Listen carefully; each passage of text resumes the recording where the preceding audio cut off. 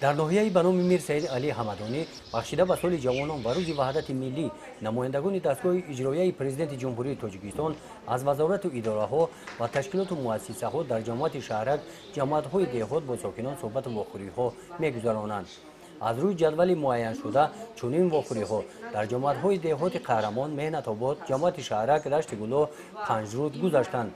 در واخوری با ساکنان در جماعت دهات توردیف که روز 14 ایون دایر گردید، نمایندگان از دستگاه اجرایی پرزیدنت جمهوری تاجیکستان، معاون رئیس ولایت ختلان مغفرت خضریزاده، رئیس کمیته اجرایی حزب خلقی دموکراتیک تاجیکستان در ناحیه به نام میر سید علی حمدانی اسماعیل گدایف، نمایندگان مقامات اجرایی حاکمیت دولتی ناحیه، معلمان دانشگاه ملی تاجیکستان اشتراک نمودند.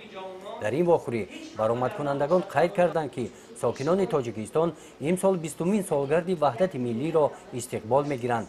با شرافت وحدت استقلالیت دولتی تاجیکستان سال تا سال پیشرفته ایستاده است. مغفرت خضریزاده علاوه کرد که در ولایت جوانان از همه قشرهای جامعه بیشتر فعال هستند. آنها تشبس‌های سازنده نشان می‌دهند.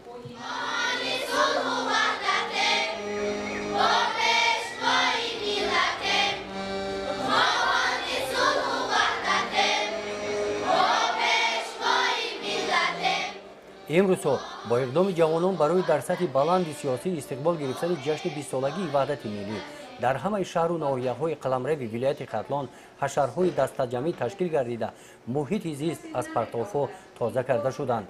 در ناحیه به نام میر سید علی حمدانی ساکنان در روحیه بلند افتخار از وطنداری امروز با جشن 20 سالگی وحدت ملی آماده می‌شوند. در این واخوری همچنین عاید پیشگیری شامل شوی جوانان با هر گونه حزب و حرکت‌های خاراکتر افراط‌گرایی داشته گفته گذاشتند.